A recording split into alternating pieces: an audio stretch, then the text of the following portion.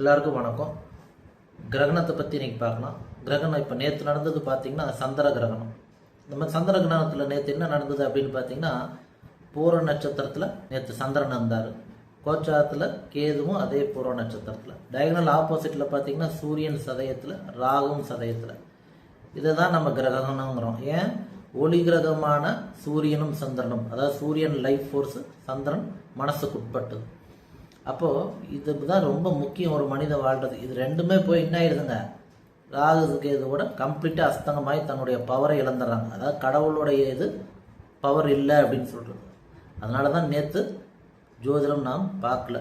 பொதுவாகவே நான் கிரகணத்தன்னைக்கு ஜோதிடம் பார்க்க மாட்டேன். ஏன் அப்படின்னா சூரியனும் சந்திரனும் கம்ப்ளீட்டாக பவர்லெஸ் ஆயிடுது. சயின்டிஃபிக்கலி என்ன கான்செப்ட்னா, அன்றைக்கி நான் என்ன சொன்னாலும் உங்களுக்கு ஜாதகம் சொல்கிறேன்னா அதை நான் ஒன்று சொல்லுவேன், நீங்கள் வேற மாதிரி அதை நினச்சிக்குவீங்க. சில பேர் பழிக்காதுன்னு சொல்லுவாங்க, சரிங்களா? அதனால் கிரகணத்தன்னைக்கு ஜோதிடம் பார்ப்பதை தவிர்த்தணும். கிரகணத்தன்னைக்கு முக்கியமான எந்த ஒரு பாசிட்டிவிட்டிக்கு உண்டான விஷயங்களை தவிர்த்தணும். மன உளைச்சல் கேரண்டிட் கிரகணத்தன்னைக்கு. அதனால் மேக்சிமமாக நல்ல விஷயங்கள் செய்கிறது, பாசிட்டிவிட்டி செய்கிற விஷயங்களை தவிர்த்துங்க. நேற்று நிறைய பேர் ஃபோன் பண்ணிங்க, பட் எல்லாத்தையும் எனக்கு அட்ரஸ் பண்ணிகிட்டு இருக்கேன் நான், சரிங்களா? நன்றி, வணக்கம்.